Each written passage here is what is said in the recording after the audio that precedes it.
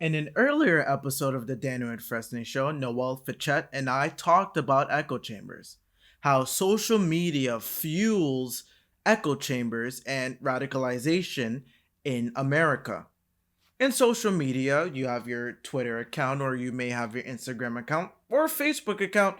We don't discriminate here. You can choose whatever social media account you want. Maybe you have multiple. In each of these social media accounts, you're not getting diverse opinions. You're not getting different perspectives. You are just hearing what you want to hear again and again and again. So, when you now encounter an opinion different from yours, you freak out. How can people think like that? You may ask yourself. Well, people do think like that. You just exist in an echo chamber.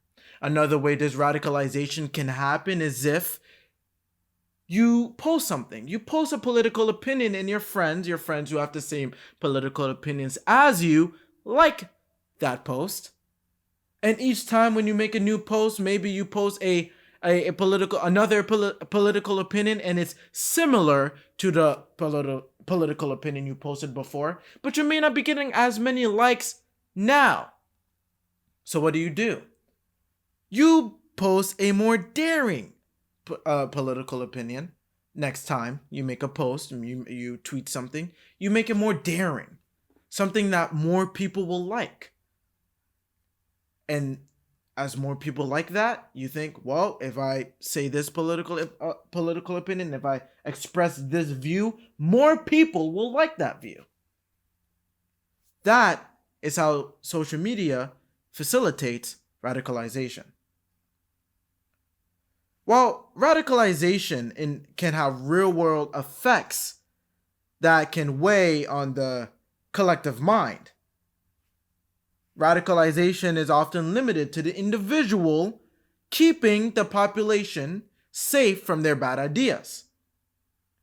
You may have bad ideas, but your bad ideas is stuck with you in the corner of your room, far away from me, so I am fine with you being a bit radicalized. But what if these radical people had power to change policy? Well, you don't need to imagine that. They're all over the country. What if the populace was also radicalized, or they just did not care?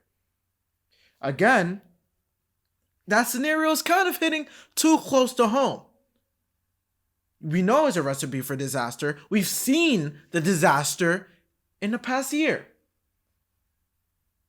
Although California is a golden example, New York is not that far off. Taxes are increasing, quality of life is decreasing, and in the past year, many have decided that's enough. I am packing my bags and moving to Florida. Today, I have a fellow New Yorker, a fellow New Yorker with me, to examine the dangers and effects of one-party rule. The reality is, New York State, and particularly New York City, are ran by radicals. And because there is only one-party dominance, these radicals have no roadblocks when implementing their policy. You are watching the Daniel Idfresne Show.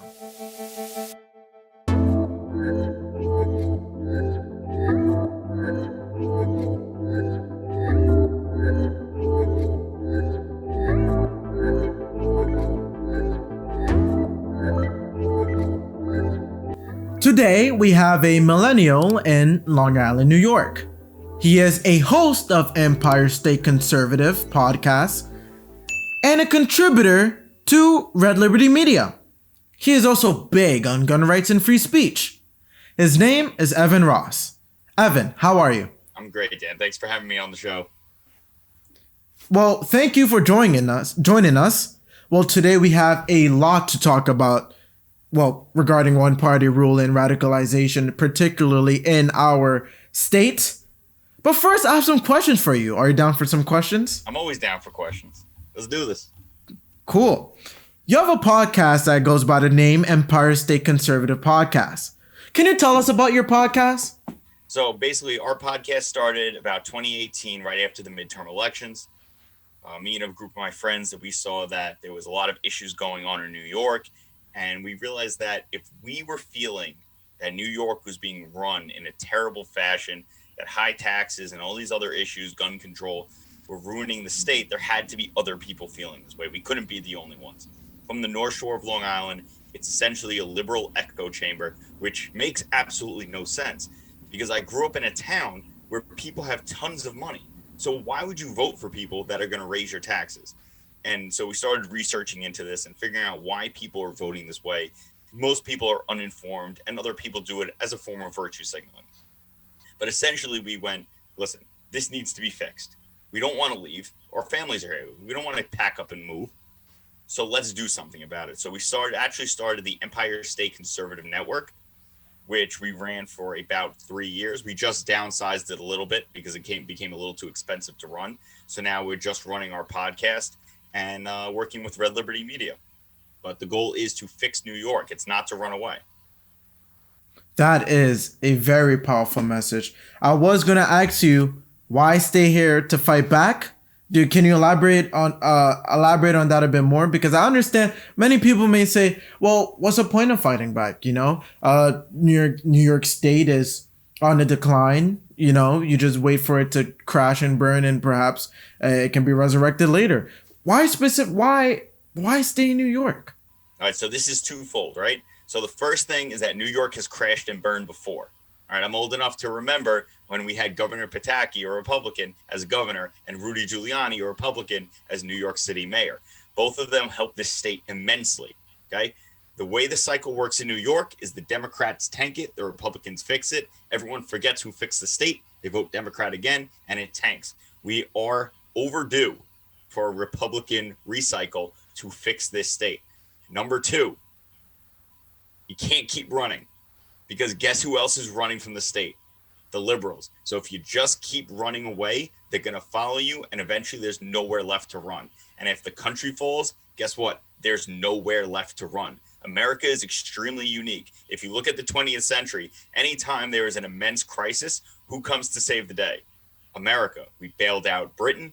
We bailed out Britain twice, World War I and World War II.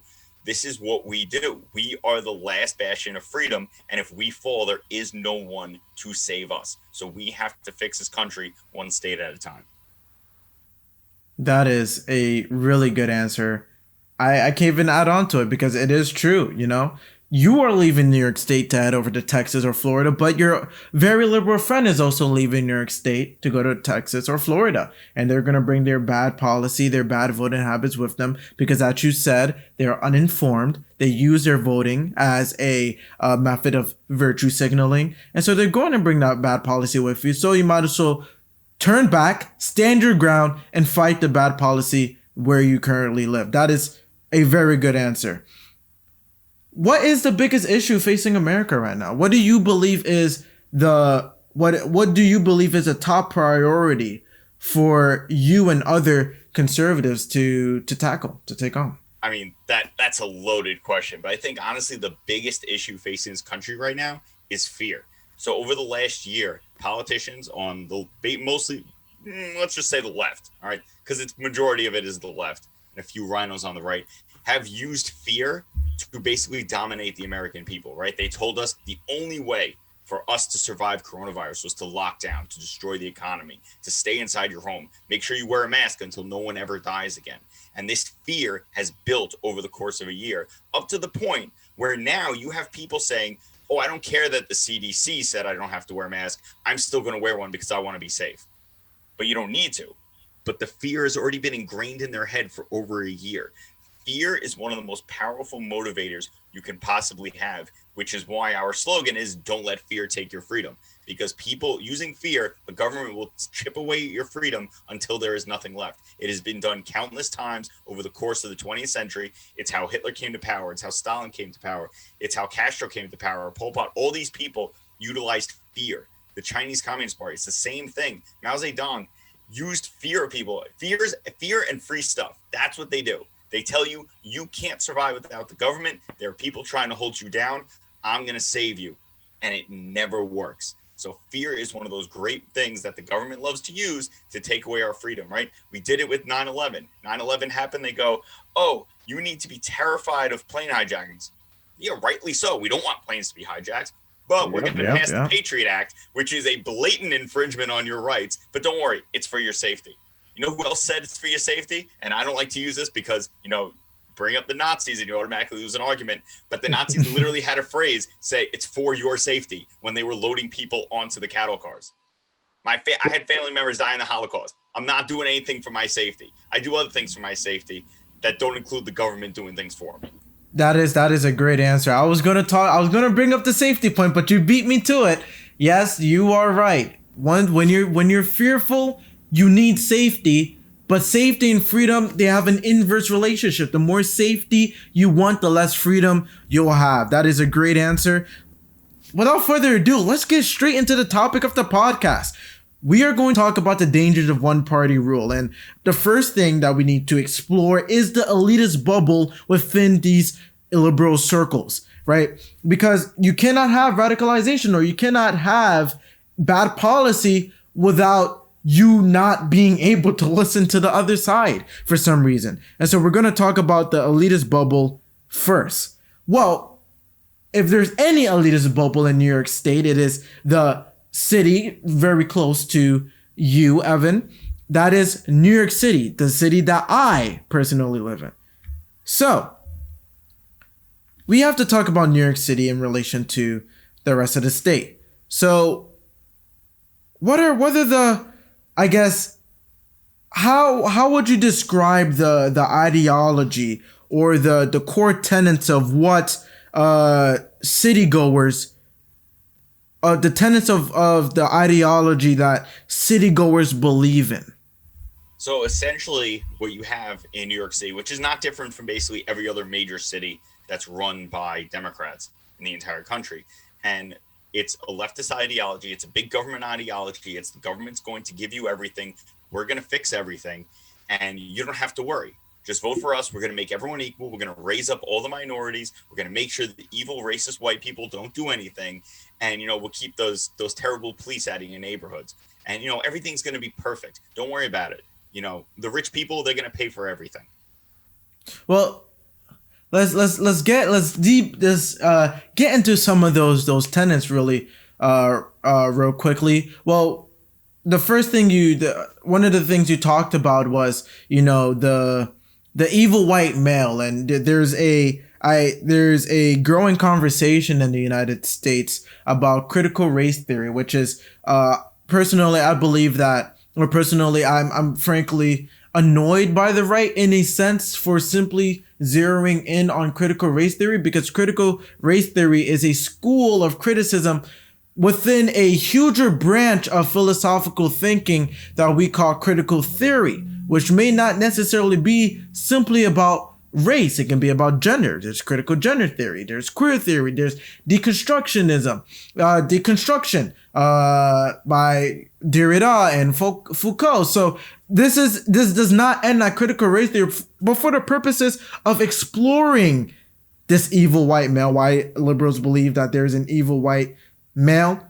Can you explain to us what is this critical race theory? What do you believe constitutes as critical race theory? Yeah, so critical race theory, again, you said it's part of critical theory, and it's all inclusive.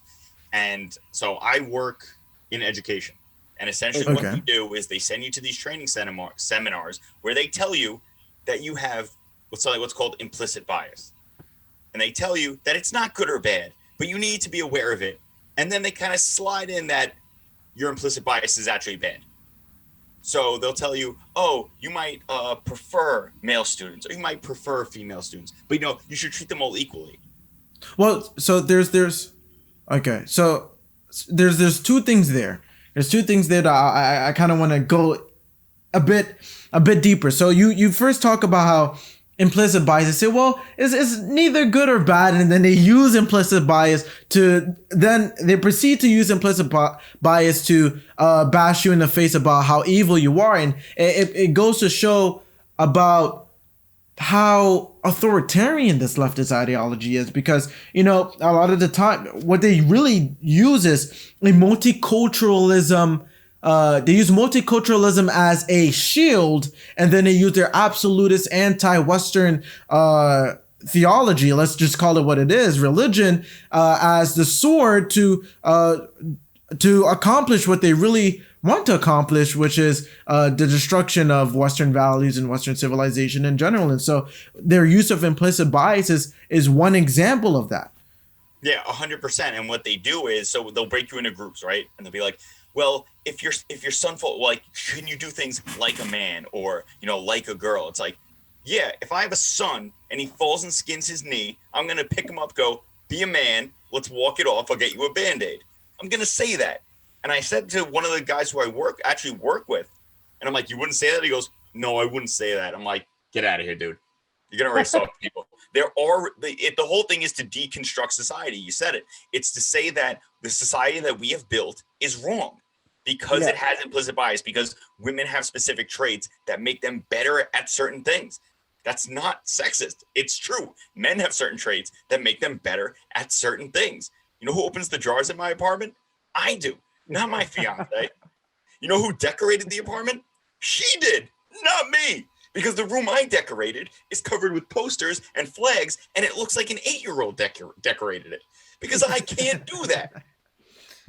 Yeah, that is true. Yeah, you've sort of talked about. You gave an example of how critical gender theory is, or gender theory is used, and I kind of want to explain the tenets of critical gender theory by using the example that you've just provided with the Band-Aid, your kid getting a cut and you going to get him a Band-Aid. Well, critical gender theory postulates that men are oppressors, and they will always be oppressors, and that women are the oppressed. I mean, it's basically critical race theory, except you insert the two genders, right? There's a patriarchy, right? Remember, and the patriarchy is patriarchy is for critical gender theory, as whiteness is for critical race theory, right? So there's all pervasive patriarchy is taking over society and oppressing women. And if you fail to recognize patriarchy, then you are, well, in critical race theory, they will say, well, you're displaying your white fragility. The term that they use in critical gender theory, well, I mean, they would say, well, you're mansplaining, right? Oh, you said that you want to put a Band-Aid on your kid because that's what dads do. You're mansplaining, right? You're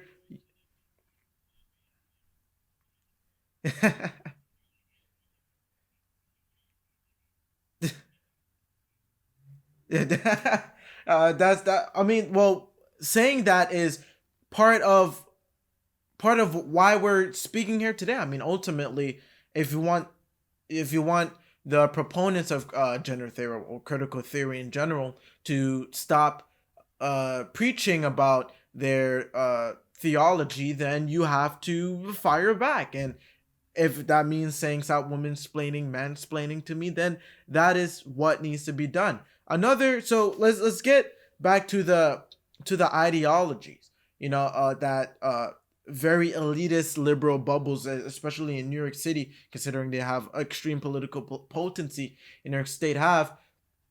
Another thing you said, you talked about this, you said this big government, right? This big government ideology, and I want to get there for a bit. And you from the moment I introduced you, you've displayed a sort of, I wouldn't say dismay, but a confusion as to why these wealthy individuals would want to give their wealth away. And I guess that ties into you claiming that this ideology is big government in general. And so let's get into that a bit. Why are New York City goers why are they fine with big government and giving away their money, especially since they're wealthy? Because they don't understand that what they're getting back is not worth what they're giving up. So they always claim that, oh, I pay high taxes, but the standard of living in New York is so high. Well, yeah. Well, now New York City is full of violent crime. People getting shot on the corner at 3 a.m. all the time. People getting stabbed inside 7-Elevens. Your quality of living is not good. So you're not getting back what you're paying for. And they don't, and they always talk about roads, right? That's my favorite argument. You have to pay taxes because we have to fix the roads. Have you seen the roads in the state of New York? Yeah. They're horrible. I In drive New York every single City, day. I'm dodging potholes like I'm dodging bullets in like Iraq. Okay, it's absolutely ridiculous. They don't do anything. So the biggest problem that we have is that one, too many people just don't care enough. That's really what it comes down to. So they hear, oh, the Democrats are the good guys. They're all for helping minorities. They're for helping women and gay people. And the evil Republicans don't want to help anybody. Interesting. Oh yeah, that is definitely true. I want to get deeper into that. There's, I kind of want to, we can I'll save that for the second point. The point about community and a lack of community within New York City versus the suburbs like in Long Island. We talked about it a bit before this podcast. We'll get to that. But another, you also talked about them not getting the true value of their money. Wealthy New Yorkers pay a crazy amount of taxes. And you say part of the reason why is they're uninformed and they'd rather virtue signal rather than truly look at the policy that they're providing others with. They aren't getting the true value of their money because there are many in the lower income brackets that refuse to work, that refuse to pull their weight because they're being subsidized by extremely wealthy New Yorkers. And that's, you don't teach someone to become a better person that way. Not only the fact that you're not getting a proper return for the money that you provide to the government, but you are treating those in lower income brackets as less than human because you are simply giving them the money to do as they please without teaching them how to make money. How about instead of giving subsidies and giving all these different programs to people in a lower income bracket, instead of doing that, how about we teach them how to invest? How about you go to one of their schools and teach the kids how to save? These habits will help them in the long run, and it does not devalue them as human beings, because as human beings we must exercise our ability to gain skill. For most of human history, humans have not been able to really chase their dreams and gain value, gain skills, become better versions of themselves. And the second point I wanted to get to, and you can definitely interject here, is a lack of community. In New York City, if you're on the train, if you make eye contact with somebody, you look away in the next 3 seconds. You don't really get to talk to anybody. Everybody, yeah. You might get stabbed, you might get shot if you're in the wrong areas, but you're definitely not saying good morning to somebody on a train. You're not having spontaneous, great conversations with people on the block. So because of that, because they don't have that interaction, that tight-knitted community, they do not believe humans have the capability to help each other without having a third party like the government interject. It goes even beyond that, Daniel. So again, leftist ideology, we could do 7 hours on leftist ideology. I could talk for forever. Okay, I have a whole podcast that just blasts leftist ideology basically every single week. But what it really comes down to, and the reason why people vote Democrat, okay, especially in big cities, and especially now, especially young people, there's 2 lies, and they're right intertwined. One is you're oppressed. So you're not a straight white male, you're oppressed.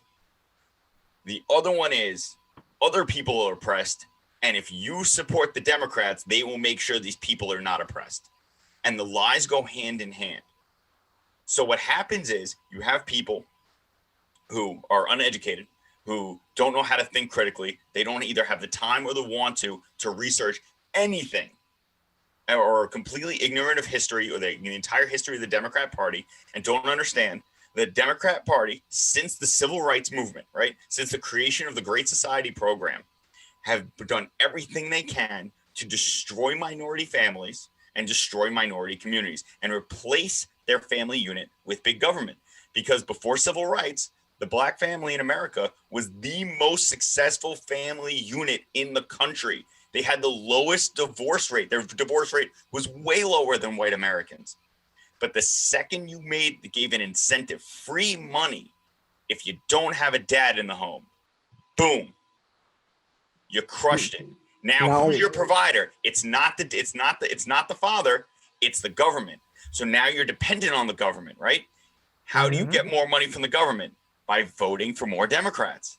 But they never give you enough where you don't have to be on their teeth. That's what they do. If they just string them along for generations now, and they keep perpetuating the same lies. We saw it under President Trump. Lowest unemployment for African Americans, women, Hispanics. That's the best way to get people out of the lower class and into the middle class. There's actually a third lie. The third lie is that the rich don't pay their fair share of taxes. And if you ask anyone who says that, how much does the top 1% pay of income tax, they don't have a number for you. The number is 40%. The top 1% pay 40% of income tax. The top 10% pay over half of all tax revenue in the country. Top 10%. The bottom 50% pay less than 3%. That is true. I believe you're actually getting money from the federal government until you make about definitely above 50K, because I that is true. That is definitely true. You know, the rich pay more than their fair share. I also agree with the first two tenets of leftist ideology that you have discerned. The first that being about like the oppressor oppressed dynamic, and the second tenet being how the Democrat Party has leashed on to this dynamic and sort of used it in order to regain political potency in contemporary America. When you talked about the destruction of the black family, that is definitely true, and it's not just limited to the welfare state. With the strategic placement of abortion clinics within black communities, in New York City, I believe there are more black babies being aborted than born. Within New York City. You can't be in public housing if you're married or dating someone. Yeah. It can only be a single parent. Yeah. So why would you give up free housing just to raise a child with another human being? And they don't understand the effect that it has on the child. And what they do is they add in the lie about the rich not paying their fair share to make people angry, right? Now we need the government to make it fair. We need to make everyone more equal, because the rich are just going to keep getting away with it. They don't pay any money. They do whatever they want. They don't help anyone but themselves. And all of that is complete lies. All you need to do is read one actual economics textbook, and you know that that's all lies. And you sprinkle in a bit of Black Lives Matter protest just on the election year to frighten the black community a bit more, and you get a constant Democratic vote every single 4 years. That's a fantastic piece of monologue right there, Evan. So let's get into how we can destroy this bubble in a sense.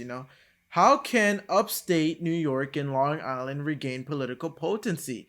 Is destroying the bubble what is changing New York City or moving New York City towards the right a prerequisite to destroying the elitist bubble? Or can you implement Republican, more conservative, a more conservative state legislator, state senate, state legislator in general, and governor, without having to deal with New York City? Or is New York City too powerful? So New York City is not too powerful. Everyone says, 8 million people in New York City. Listen, last governor election, how many votes did Andrew Cuomo get? He got less than 4 million. So clearly not everyone in New York City votes. For the whole state, he got less than 4 million votes.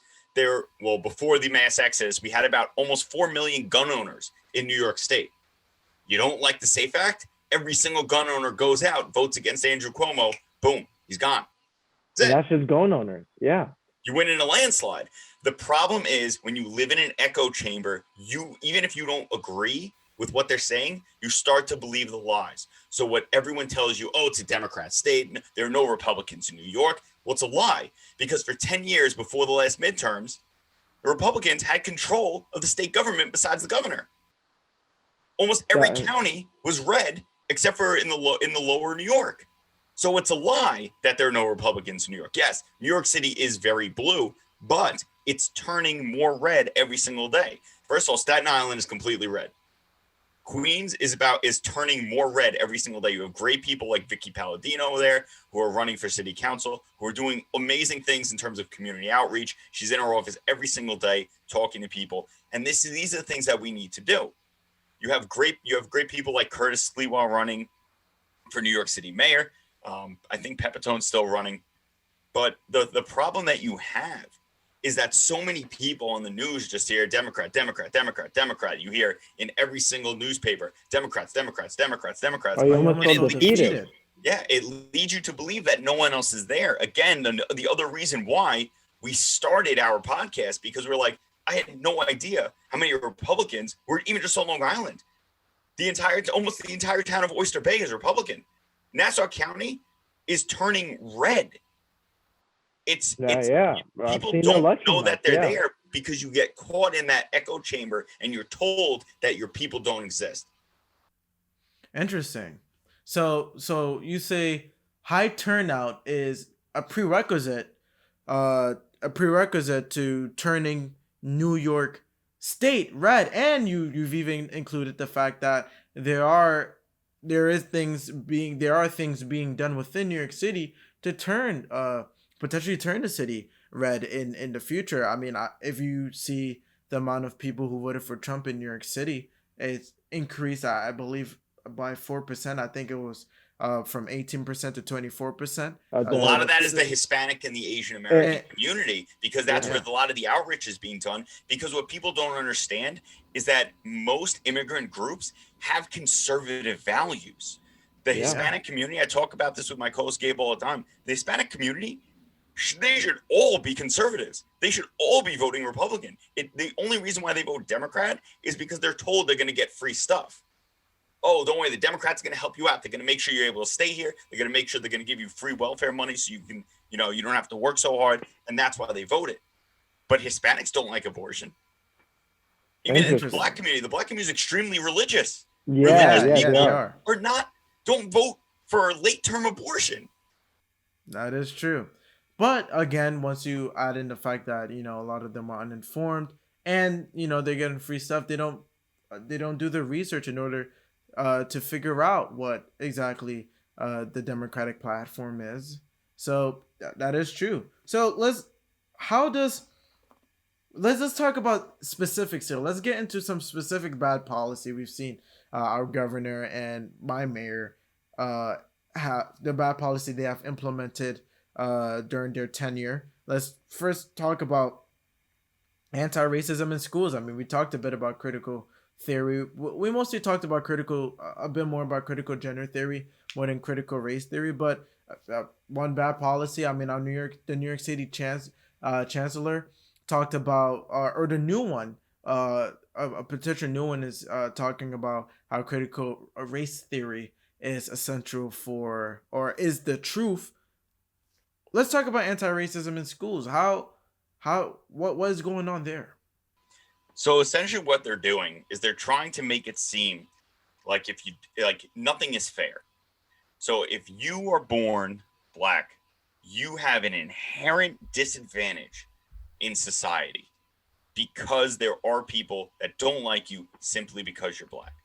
That's essentially what they're pushing. They can tell you anything else. It's a lie. What they're trying to do is tell you that you don't have an equal starting spot. So that's not fair.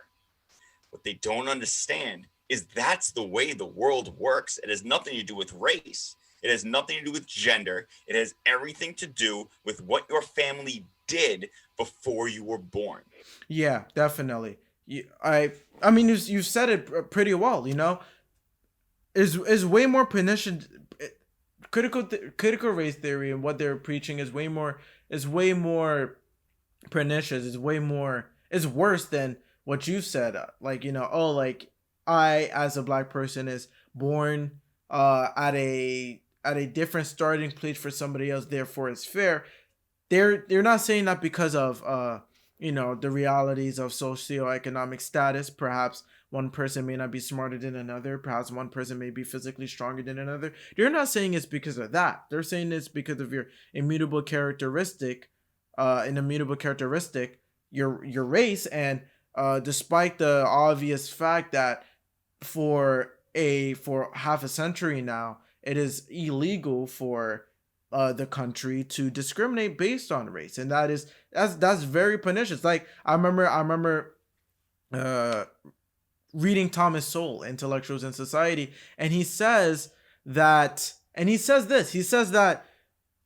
as humans today, right, Evan and I, all of us, we are not held responsible for the past because we cannot change the past.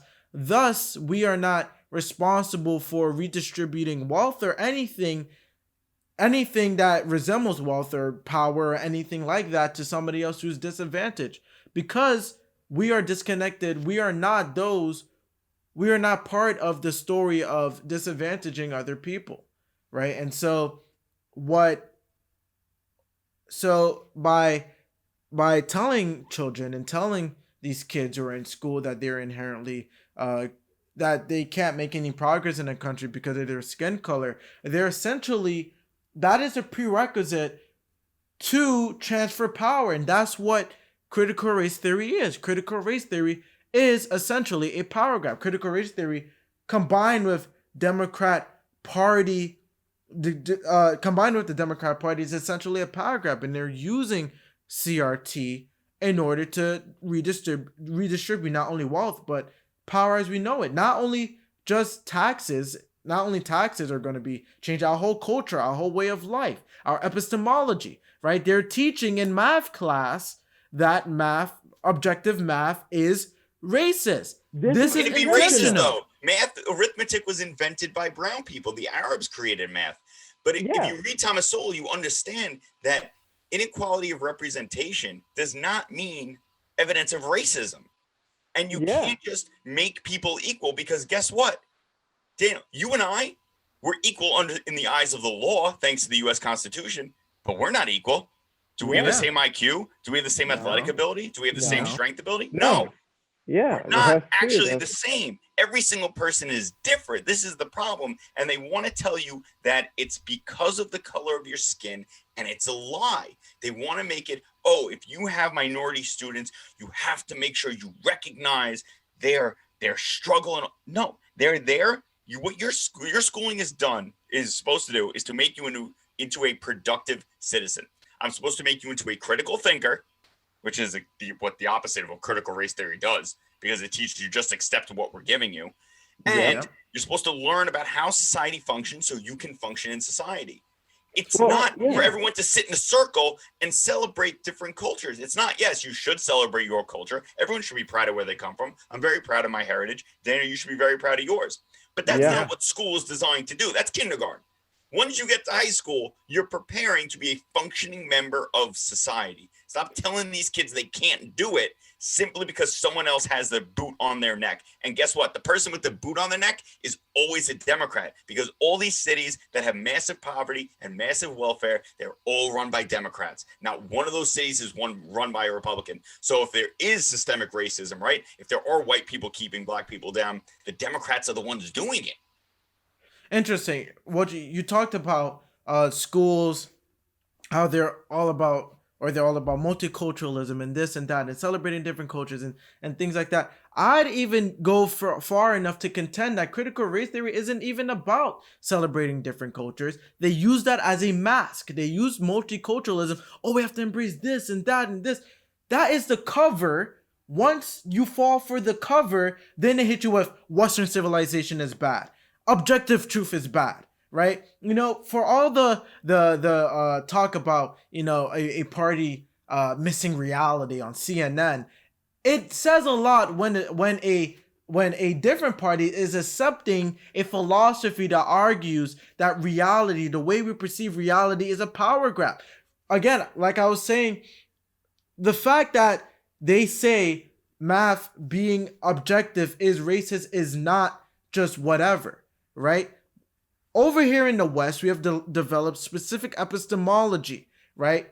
Rationalism, empiricism, understanding the world around us. That is how we know, right? Epistemology means is a way of knowing, right? By attacking, but well, rationality, right? Empiricism implies that there is a real place, that there's an objective truth.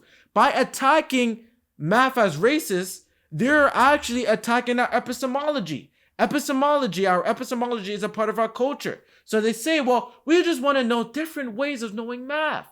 No, they want to attack the Western way of knowing. They want to attack objective truth. They want to attack empiricism. They want to attack reason. And so they put on this cover. Oh my God, we just want to know. We just want kids to know a different way of learning math. In reality, they hate the West and they want to destroy it. Yeah, right. Because if you look at groups that have actually been successful in America, it's always groups that adopt Western philosophy, right? It's hard work. It's essentially, this is the way you work. You come to this country, work hard, try to start your own business and get your kids into college so they can make more money than you did. And that's how your family goes up. That's why Asian Americans are extremely successful. That's why Indian Americans are extremely successful. And it can't be the color of your skin that's the problem, because Black Americans who are immigrants to this country, who come from I don't know if they can still call them the West Indies, but the Caribbean and countries over there, are more successful on average than African Americans born in this country. So it's not the color of your skin. It always comes down to culture. It always comes down to mentality. And it comes down to whether or not you're going to believe that someone has their boot on your neck, or there's a ladder that you have to start climbing. Definitely. Let's get into another. That was a pretty good exchange about anti-racism in schools. That being one of the bad policy that we've seen implemented within New York State. Another bad policy is more recent. It is about the draconian lockdowns that occurred throughout New York State, particularly New York City, and ignoring, well, recently, for a period of time now, I believe Governor Cuomo has accepted the federal CDC. But when the CDC first announced that vaccinated people can take off their mask, it should really be anybody can take off their mask outdoors and inside, considering that especially outside transmission rates are extremely low. They ignored it for a few days. They ignored that CDC guidance, and including and when you taking into account the lockdowns, the fact that 43%, or the last time I checked, 43% of infections happen indoors. Right. Cuomo was giving a press conference about this. That stat was literally right next to him as he talked about locking down. That, how does that work out? My mind is just completely blowing up just talking about this. Let's get into that real quick. Let's get into the lockdown, the effects of it. Why are we even listening to these fools? I mean, Cuomo, we're going to get to this later into the podcast where Cuomo covered up the amount of nursing home deaths. Why are we listening to these government officials? Let's start with that. Why are we listening to these government officials? All right. So, again, my boy Thomas Sowell, a very good quote. It's not that Johnny can't read. It's that Johnny can't even think. We're not taught to think critically. We were not taught properly in school. Too many people believe that the governor is the king of New York. It's not the way that it works. They believe the governor can make laws. Not the way that it works. An executive order is essentially a suggestion that does not need to be enforced. And if even if it was a law, if it's unconstitutional, it should not be enforced. And we've seen it with the SAFE Act in upstate New York. Many counties are not enforcing the SAFE Act. So therefore, the SAFE Act doesn't exist in those counties. It's a law, but it's unconstitutional because the law of the land is the Constitution. But the problem is too many people go, oh, the governor told me that I have to be home by 8 p.m. Otherwise, I'm going to get COVID. Who the hell is this governor who's run our state into the ground to tell you where you can go and where you can't go? The people who are in the government are not these like superhuman geniuses. We know this because we have a woman called AOC who works in Washington. Okay, she is proof that they are not geniuses. These people are not better than us, and they always use the term leader. They are not our leaders. They are public servants. They serve at the pleasure of the people. They are voted in, and guess what? If we don't like what they do, we vote them out. They are supposed to implement policies that the voters want, not to tell us how to live our lives, not to tell us what we can and cannot do. That is not what the government's supposed to do. But again, leftist ideology over the last 60 years has told you that the government is your parent. The government is your family. So you need to listen to the government because they know better. And this is what happened. It's decades and decades and decades of this, and it's been ingrained in people's heads. That's definitely true. You know, the unit of reality is the individual. I perceive reality a slightly different way from Evan, and Jonathan may perceive reality a different way. And the scientific method requires an experiment to be redone. Why does an experiment? Why does it have to be redone? Because everybody is a unit of reality, and when everybody can come to a consensus, it is now regarded as truth. The governor is one person. Dr. Fauci is one person. Mayor Bill de Blasio is one person. These people are not the unit of reality, but like you've said, we've seen as very recently that people have decided, well, you know, I do not want to exercise my faculties of reason. I don't want to exercise my sense perception and understanding the world around me. I'd rather take orders for somebody that I voted in, that should be working for me. I'd rather just listen to them instead of doing my own research. Science, leftists, especially during this past year, has used to science, right? The science. Oh, we must follow the science. Well, the science doesn't follow itself. It's never settled. Exactly. So the science changes, right? There's a study that argues for something, that shows something. Then there's another study that shows a different thing. And it takes a while. It takes a while for people to come to a consensus. I may think the ball is blue. Evan may think the ball is red. And it changes. It changes over time, and then perhaps later on we come to a consensus. Wait, hold on. The ball was blue when the temperature was this certain temperature when it was hot, and then the ball turned red when the temperature was colder or something. And that becomes established truth, right? It's the same thing. There is no, and it amazes me.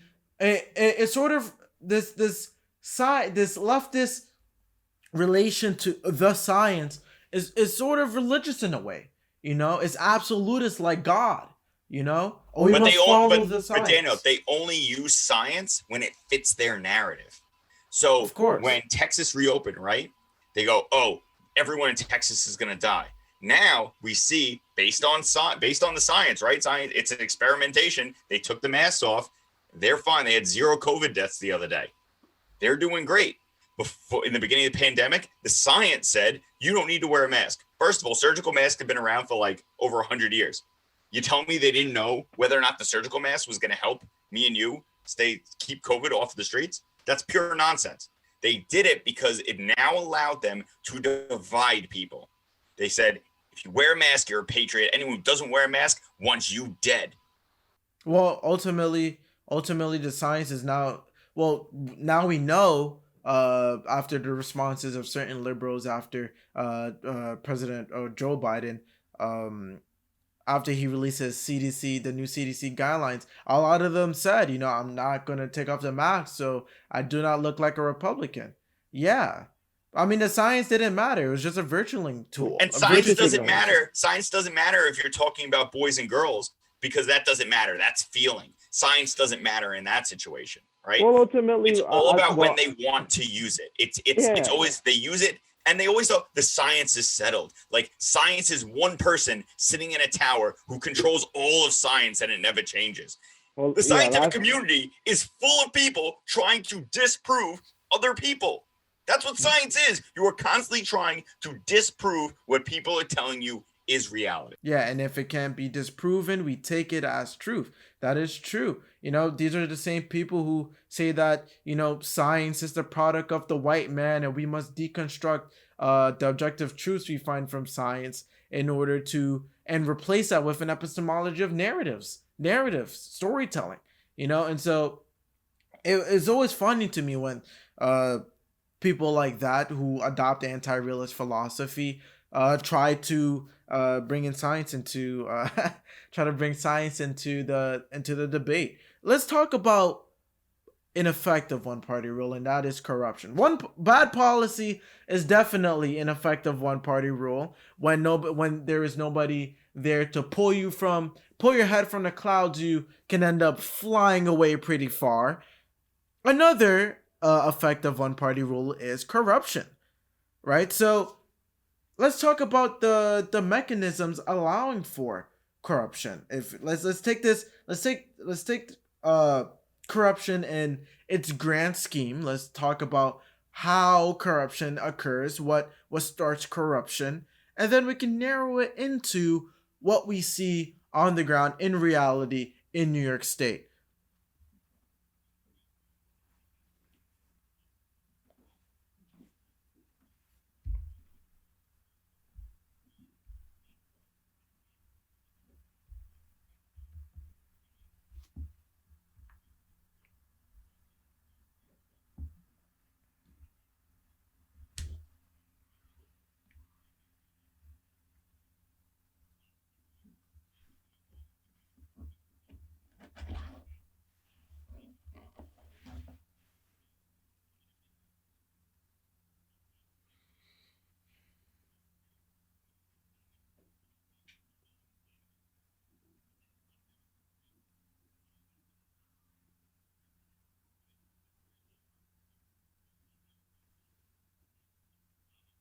Okay.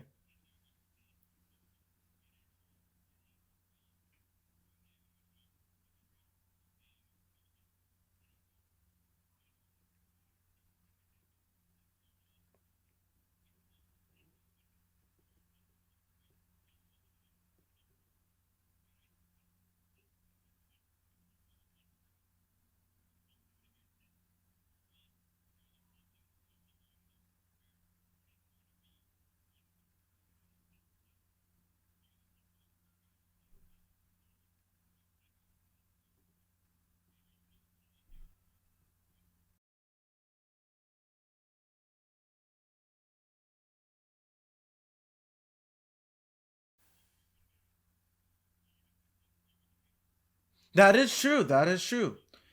Another effect of corruption is now Cuomo, and this can happen in other very blue states or states where certain cities are big enough or have enough influence to take over the politics of the rest of the state. This Cuomo is no longer beholden to the constituents who do not vote the way he does. You know, and well, now you're stuck with, you're getting taxed like every other person, but you're not getting represented, right? Cuomo is now effectively the governor for New York City only, perhaps Albany and other democratic cities within New York State. So now Cuomo just has to appeal to the cities, make sure he gets the policy that New Yorkers want, because the only thing he has to do is appeal to those who are in cities. He doesn't need those in Long Island or those who are in rural upstate, to win elections anymore. He just Right, and those policies for New York City don't work anywhere else. So again, let's use the SAFE Act, because not even for New York City. I hate the SAFE Act more than anything in the entire world. But let's say, for argument's sake, the SAFE Act's not the word. Let's say, right? I disagree, but let's just say devil's advocate. The SAFE Act would help New York City. The SAFE Act is not going to help anybody in upstate New York. If you live in a rural area and you go deer hunting and all these other things, and you need to make sure you can protect your property because there's one cop for 120 miles, and if someone breaks in onto your property, there's no one else to defend you. That doesn't help you. Yes. Do you need people in housing projects shooting off AR-15s? No, probably not. It's probably not the best thing. But the policies don't apply to the rest of the state. New York State is not just New York City. In fact, the majority of the state is not New York City. The majority of the land is more rural. Even the suburbs are technically more rural than New York City because they're suburban. It's just, it doesn't work. But what they do is they cater to New York City, and then everything else is virtue signaling and make sure you vote Democrat because the Democrats are going to help you. Even though you realize that, wait, I'm actually in the top 10% tax bracket, and my taxes just keep going up with Democrats.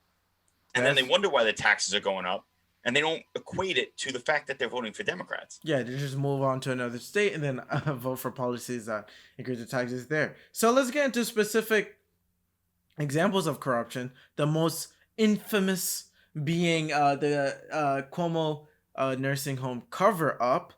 Can you recap for the listeners who probably forgot or do not know in the first place? Can you recap the Cuomo nursing home cover-up? All right, so I don't have the exact numbers in front of me, but this is the gist for everyone, just so you understand what we're talking about. Because the exact numbers actually don't matter when discussing what he did. What he did was he forced COVID-positive patients into nursing homes on his own. This is his policy. This was not the Trump policy. This was Cuomo's policy to make room in hospitals. Why did he do this? One, listen, I don't want to be that guy who says that, who wants to be the conspiracy theorist, but people who are in nursing homes are not contributing tax dollars to New York State. They are only funneling tax dollars out of New York State. Okay? They were taking up hospital beds that he wanted for people who could recover and pay taxes. That's number one. Number two, he didn't want to look bad when he did this. Everything Cuomo does, remember, this is the same guy who compared himself to Sonny from The Godfather. All right? He's way more Fredo. But the other thing is, I don't want my governor to be an underworld crime kingpin. You're supposed to be an elected representative. I don't understand why you think it's cool for you to be a crime boss. But besides that, so they reported the numbers. It was something like, I think it ended up being something like 12,000 that they reported. Then it came out that they underreported by about, I think it was like 30%. 30%. I believe they covered up around 10,000. Yeah, it ended up, well, the first number that came out that it went from like 12,000 to 16,000, and then it was like 18,000, and the number just kept going up. At that point, I just stopped even paying attention to what the number was, because clearly they were lying and covering it up. And it doesn't matter how many deaths they covered up. It only matters that they covered up deaths. If he covered up 50 deaths because of COVID based on his policy, that's not okay. You are a public servant. The public has the right to know what your policies are and the effects of those. I think the bigger crime here is the lack of media attention on the nursing home cover-up. I mean, the conservative news. Yeah, I mean, conservative media, I believe, was covering that. I mean, I've seen Steven Crowder, Ben Shapiro say, maybe the deaths over in the nursing homes are underplayed. And a whole year later, that's when the media finally picked it up. And they did not even stay on the topic of the nursing home deaths right after there were sexual allegations against Cuomo. And they rather focused on that than the fact that he's covered up deaths. He's basically ignored his citizens. And the left-wing media believes that, or thinks that they think that we would forget about the bigger crime that is at play here. But they're not even doing anything about the sexual harassment. They keep giving us all these sexual harassment people. You know what he does? He deflects. The first two came out. Let's legalize marijuana. Oh, okay. Another two come out. Oh, we're gonna reopen indoor dining till midnight. Okay. Another few come out. We're gonna reopen the entire state in mid-May. This is what they do. What are they doing about these sexual harassment? I thought you believe all women on the left, right? Cuomo shouldn't be part of the sexist patriarchy. I mean, him with his nipple rings up in Albany, slapping women on the behind. That's not okay. That's not okay. I don't care what party you're in, but they give him a pass. It's all deflection, deflection, deflection, and guess what? He has the right letter next to his name, so they're gonna let it go. Well, Governor Cuomo, he may have the biggest instance of corruption, but Mayor De Blasio, or I like to call him De Bozo, over here in New York City, he has a lot more cases of corruption, although there are not at the he. I guess he is unable to outdo Cuomo on the significance on the significance of his corruption. Uh, so Cuomo wins another battle against De Bozo again. So one of the one of the instances of corruption with De Blasio is his wife's $2 million staff, and only the New York Post has really covered this story. The New York Times is more national news rather than a local news, local media. But then yeah, but then again, the New York Times, it does have a duty to cover some New York politics. I mean, the Wall Street Journal, even though it covers national news, it does have a section for New York in it. So De Blasio had a $2 million staff. I will read the New York Post article for you guys, those who do not know the gists of the story, and we can have Evan and I can talk about this and talk about and how this relates to one party rule corruption in general. So, according to the New York Times, the Post editorial board writes, nearly a third of New Yorkers may be out of work thanks to the pandemic and lockdowns. But First Lady Chirlane McCray's staff is thriving, and Mayor De Blasio's excuse for it is beyond laughable. 14 city workers assisting McCray cost taxpayers $2 million a year, most of it buried in the payrolls of various city agencies, until former Post reporter Yoav Gonen pulled together the details for her online paper, The City. Oh, and her staff is twice the size it was in 2018, further evidence that the mayor is using city resources to set his wife up to win next year's race for Brooklyn Borough president. This work is about the needs of the people, especially in this crisis, De Blasio said this week, pointing to her running of this racial equity task force, as well as the universally criticized Thrive NYC mental health debacle. Yet many staffers plainly aren't doing crisis work. One is a $70,000 a year for videographer paid via the health department, who recorded the first lady baking cookies during the pandemic. Another is a $143,000 a year PR director, whose job by definition is to boost her image, not serve the public. Same for her $65,000 a year associate director of advance.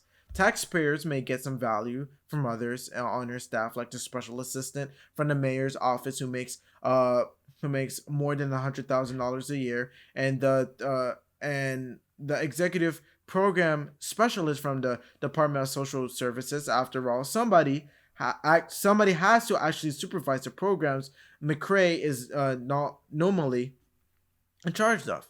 Another sign of corruption. The mayor imposed a hiring freeze early this year, but McCray still got to bring on a new $150,000 a year senior advisor in April, who somehow got classified as an essential worker. Essential to the first family's hopes of continued taxpayer support after the term limits forces the mayor out of office, maybe. This naked abuse of his public trust puts the lie to all De Blasio's endless moral sanctimony.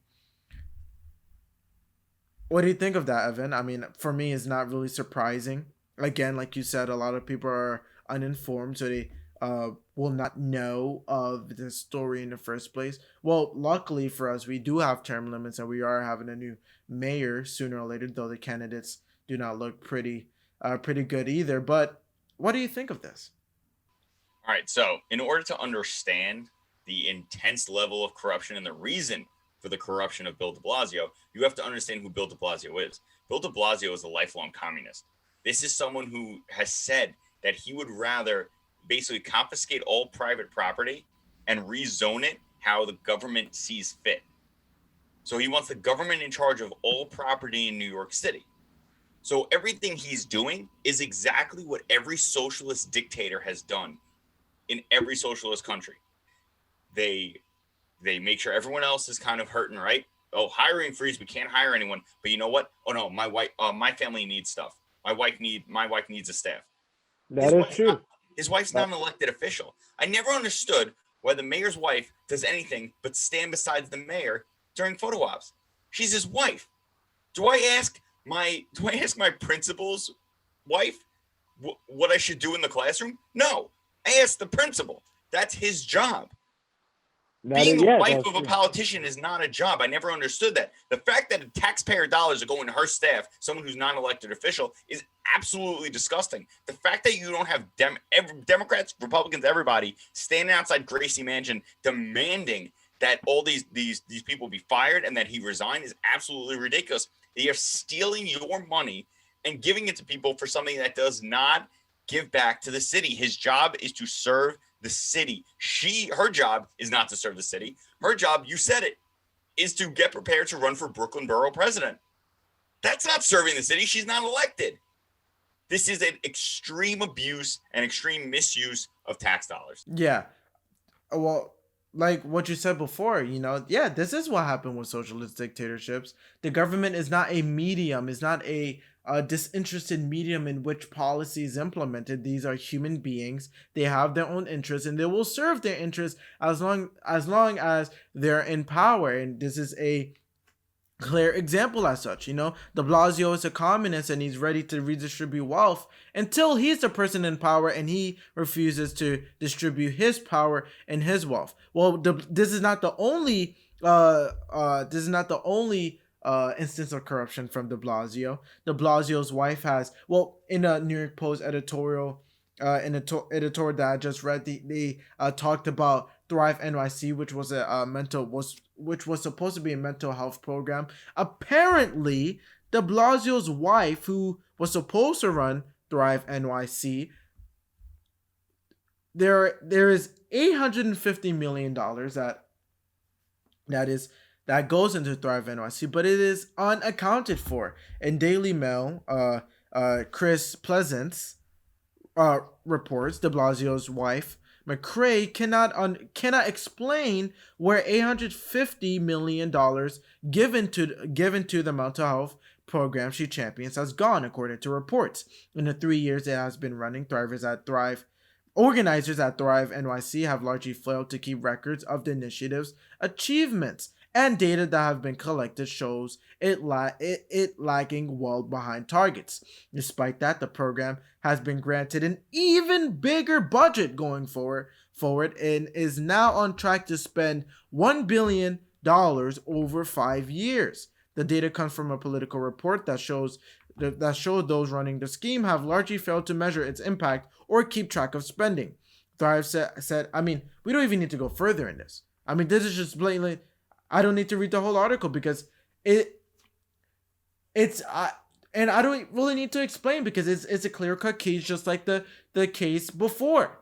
There is money being given to a program, but that program is not being used to get to achieve any goals. There's only Democrats in office, so no one holds them accountable. Yeah. Where does money go? It's absolutely ridiculous. $850 million. What'd she do? Leave it on a bus? It's insane. What do you mean it's unaccounted for? There's someone's job. It is to account for all the money in the budget. What do you mean it's unaccounted for? But no one follows up. Why? Because you don't want to be the one Democrat to go against the Democrat mayor. That's true. That's what it is. It's true. Fear and it's party politics. Exactly. I can't really even add on to the story anymore. I can't really add on to that because this is a clear-cut case. how do we fix it? I mean, simply They you have to stole it. put back They the stole the partisan. money. That's what they did. They stole it. Yeah, Yeah, you have to you have put to put behind behind the Allegedly, I don't want to get you in trouble. They allegedly stole this money that disappeared. $850 million just disappeared. They allegedly stole it. Yeah, I mean, how do we solve? I mean, ultimately, you just have to put behind the partisan politics. You have to become well informed. Stop watching CNN. I'm almost pretty sure if I read this article to somebody on the left, they'll say, "Well, those evil Republicans probably had to do something with it." No, Ted Cruz and the others are in Congress in Washington D.C. Right? Republicans have nothing to do with this. De Blasio has no opposition. Right? He's implementing his policy. You said he was a communist. He bought up a ton of emptied out property during the pandemic.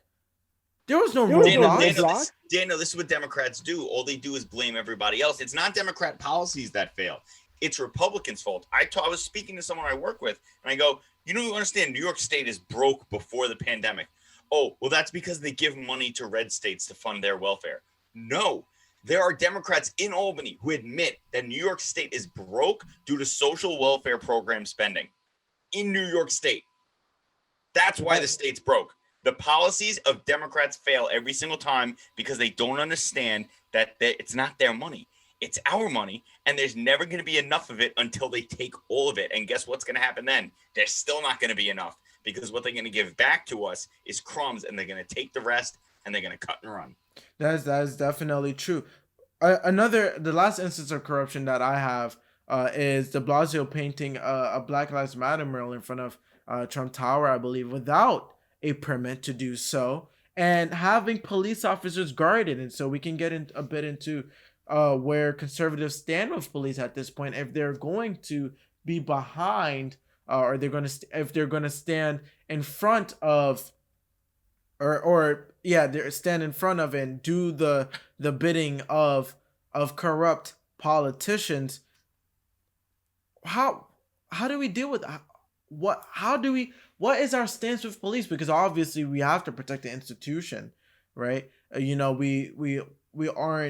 We definitely don't agree with the ACAB types who believe that the institution of policing is a derivative of slave patrol. We know that the police have been or policing as we know it has been created way before that. How do we protect the institution of policing while dealing with the corruption that is in our police today? So the first thing you have to do, and again, I'm a huge supporter of law enforcement. I know that basically it's 99% of cops are just regular people out there trying to protect the community, do the right thing. And I speak to a lot of people in law enforcement. Every cop who betrays his oath should be kicked off the force, and if they commit a crime, they should be jailed. Because it's the chain is only strong as its weakest link. But policing is not inherently racist. It's absolutely ridiculous. Okay. And if you speak to people who live in high crime neighborhoods who are not criminals, they want the police there because they understand that the police are the only ones who can protect them from the criminals. But what we have to do is we have to make sure we hold police accountable, because there are things that they do where they're just following, again, hate to do this, going back to Nazi Germany, just following orders is unacceptable when you are violating your oath to the Constitution and to the people of the city. So in the beginning of the lockdown, you had people being arrested for holding anti-lockdown protests. That violates the Constitution, because there's no clause in the Constitution that says if there's a pandemic, the Constitution is suspended. You have the right to peaceably assemble. Boom. End of story. If you as a police officer, you are supposed to disobey unlawful orders. Any order that goes against the Constitution is an unlawful order. But at the end of the day, what we really have to do is we have to only elect people who are going to stand by the institution of law enforcement and give them the funding to improve. So it all goes down to training. And again, I speak to a lot of people in law enforcement, people with 20 plus years experience, who tell me the same thing. There are bad training practices. There are departments that don't send people for training because they don't want to send the money. Okay. this whole defund the police thing, I've had this argument with people so much. Well, put that money towards, minority programs. If you defund the police, you know where the money comes out of? Training. It doesn't come out of overtime. It doesn't come out of benefits. It comes out of training. So now you have people who are not as well trained.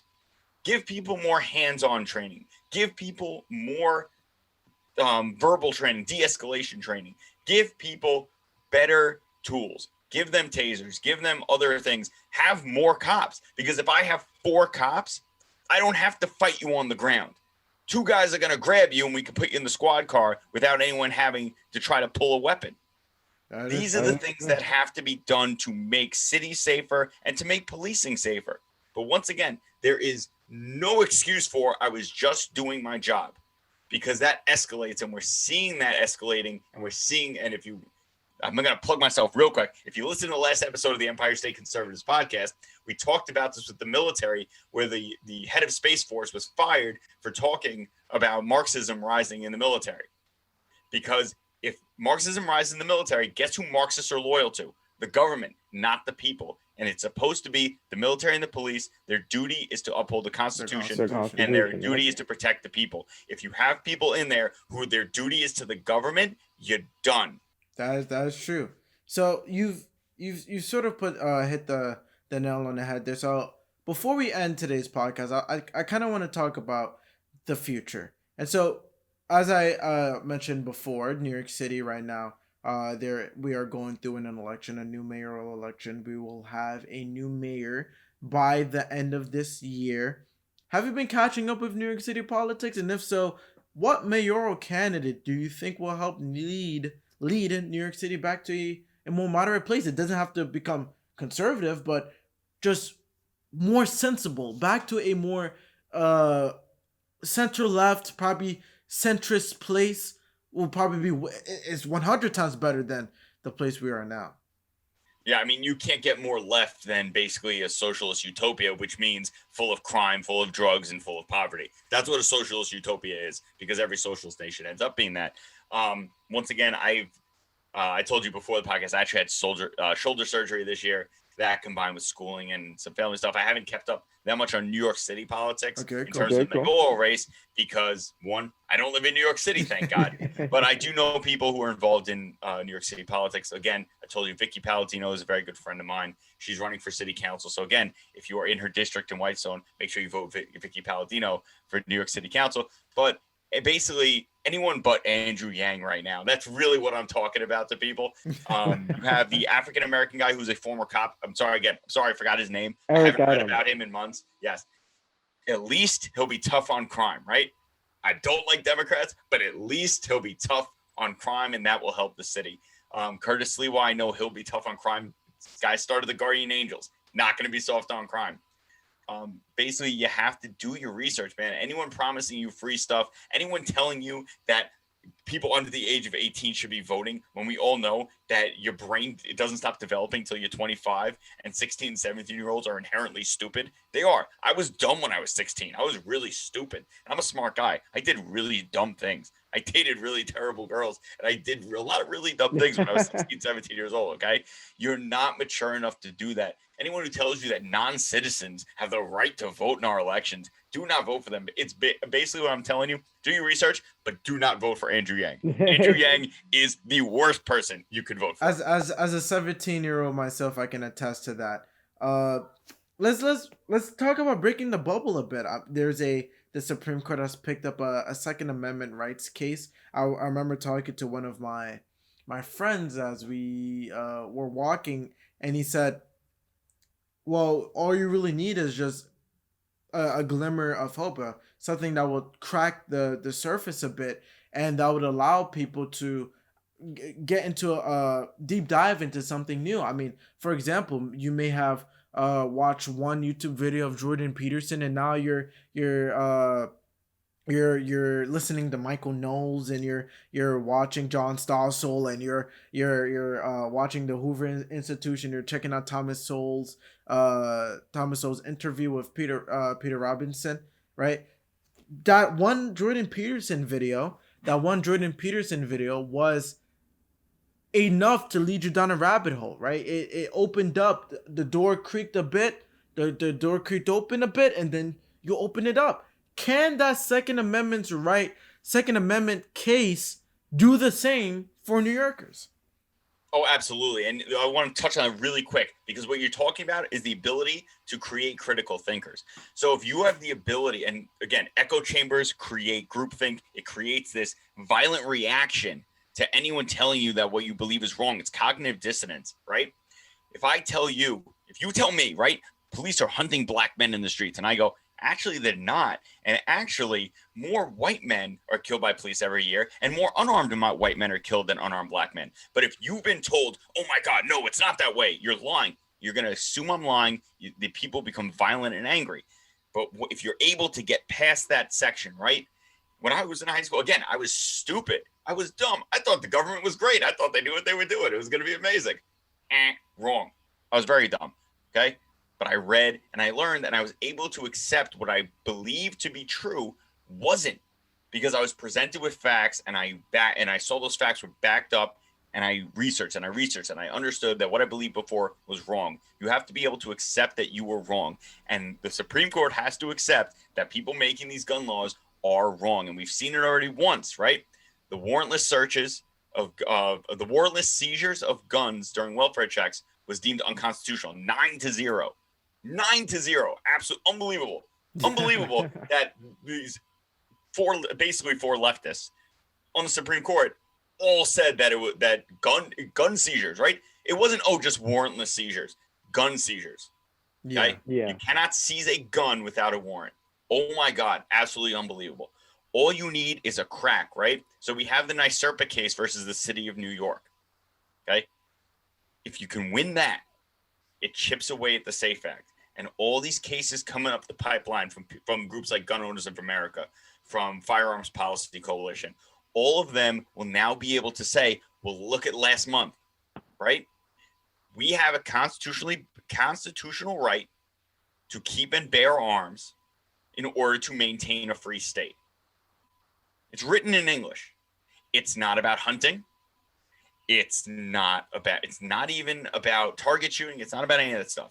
It is a check against tyrannical government. And it is impossible to argue against the fact that an armed populace is a check against tyrannical government. Because all you have to do is point to every single socialist dictator in the history of the world. First move, take away the guns. Second move, kill every single person that disagrees with you. They've done it every single time. It is an argument that you will win, and this is the argument that they are using. Groups like 2A New York, all these groups, this is the argument that they're using. And we have a lot of cases that are about to be heard, and guess what? We don't need 9-0 on everything. We just need 5-4. So if you start breaking those down, and the other part of it, it's non-enforcement. Law enforcement. I'm just following orders. I'm just doing my job is unacceptable when it violates the Constitution. The SAFE Act is 1,000% unconstitutional. Gabe and I, for Red Liberty Media, we did an episode on why red flag laws are unconstitutional. Do not enforce these orders, because it's one step away from I'm just doing my job. And then you don't want to be the guy who goes against everything. And you're just doing your job and you're just doing your job. And now you're loading people into trucks to be taken away. And they can do that in New York State because they passed a law that said if the governor deems you a public health threat, you can be removed from your home and taken to a medical facility. Yeah. We just need that little crack, and then it's non-enforcement added with these things that are going to pick apart the SAFE Act. Boom, and we can get it back. But we have to keep pushing. You have to support people like Gun Owners of America. You have to support New York State Pistol and Rifle Association. You have to support Firearms Policy Coalition. These are people who are actually doing good. All right. I don't donate money to the NRA anymore. They haven't done anything for me. But these other people, they are actively fighting against this stuff. And again, then you have to vote people in who say that they're going to get rid of these things. Yeah, that's a great ending monologue. You covered the echo chambers that I've covered in the beginning, and you've talked about how the Second Amendment can help New York get back to a better place. If you like this podcast, make sure to like and subscribe so you can stay tuned for another podcast episode. I'm also going to be posting clips with me and Evan. So if you were too lazy to watch the full hour, you can check those clips out. Ethan, I hope this is not the last time we talk again. Oh, definitely. All right. And again, if you like the video, make sure to like and subscribe. And I'll see you guys in the next episode of the Daniel Idfresne Show. Goodbye.